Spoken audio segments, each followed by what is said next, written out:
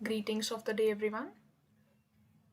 आज मैं आप सभी को टेक्टिलर टेक्नोलॉजीज द्वारा बनाए गए B2B सॉफ्टवेयर के डिस्ट्रीब्यूटर पैनल का डेमो दूंगी। ये जो आप देख पा रहे हैं स्क्रीन पर, ये इसका लॉगिन पैनल है।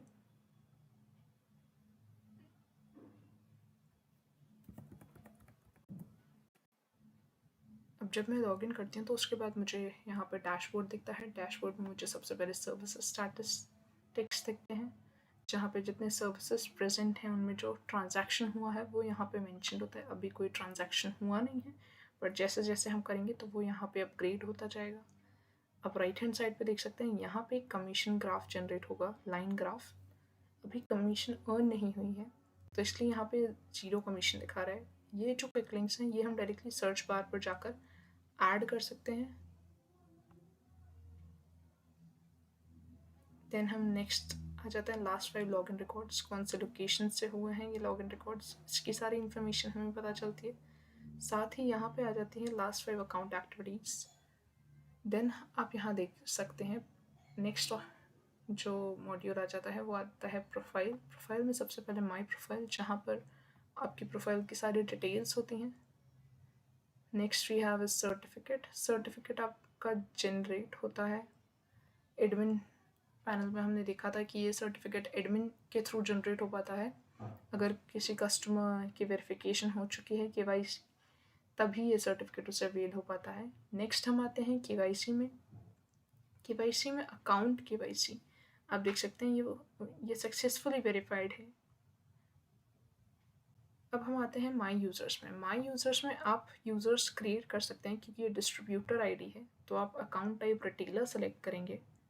आपने फॉर एग्जांपल एक एट रैंडम आप डेटा यूज़ कर रहे हैं यहाँ पे,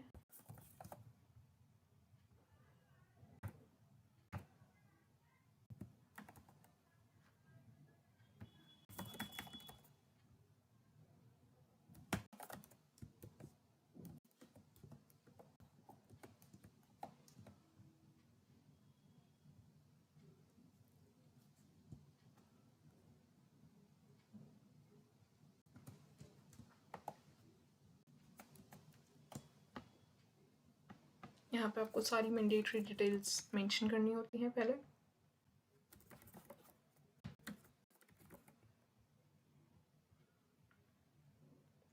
मिनिमम बैलेंस अगर आप सेट कर देते हैं तो सिंपली उससे नीचे जो रिटेलर है वो ट्रांजैक्शन नहीं कर पाएगा।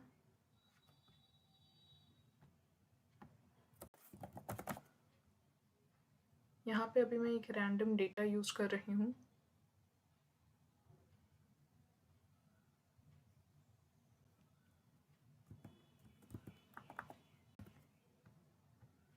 यहाँ पे ये जो APS पेरेंट डिटेल्स हैं, अब जैसे कि अभी ये डिस्ट्रीब्यूटर आईडी क्रिएट करा है तो पेरेंट डिटेल्स जो आ जाएंगी वो डायरेक्टली इस डिस्ट्रीब्यूटर की ऐड ऑन हो जाएंगी।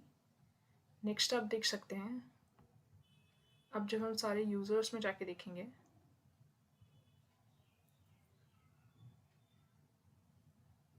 तो हमारा एक शॉप नेम नॉर्थ के नाम से एक यूज़र बनाए ABC, उसकी सारी डिटेल्स, उसके वॉलेट का बैलेंस, उसकी पेरेंट आईडी क्या है जो भी हमने जिस आईडी से क्रिएट किया है, उसका KYC स्टेटस भी पेंडिंग है और KYC भी नॉट सबमिटेड है। सिमिलरली हम सारे यूज़र्स यहाँ पे क्रिएट कर सकते हैं और उनका स्टेटस चाहे तो ऑन एंड ऑफ भी कर सकते हैं। नेक्स्ट हम आ जाते हैं अकाउंट हिस्ट्री के ऊपर।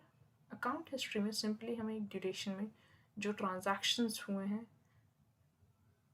आपने सेल्फ नहीं किए हैं या फिर आपके रिटेलर ने किए, उनकी सारी डिटेल्स आ जाएगी। जैसे अभी एक ट्रांसफ़र हुआ है, एडमिन ने 200 रुपीज़ वॉलेट में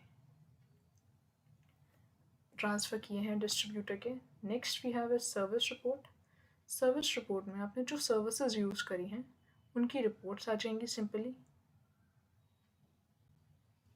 जैसे अभी तो कोई सर्विस यूज़ करी नहीं है रिटेलर ने, क्योंकि जस्ट अभी हमने रिटेलर की आईडी क्रिएट करी है, पर जब रिटेलर सर्विसेज यूज़ करेगा तो उसका पूरा डेटा यहाँ पे शो हो जाएगा डिस्ट्रीब्यूटर को। Next we have fund transfer.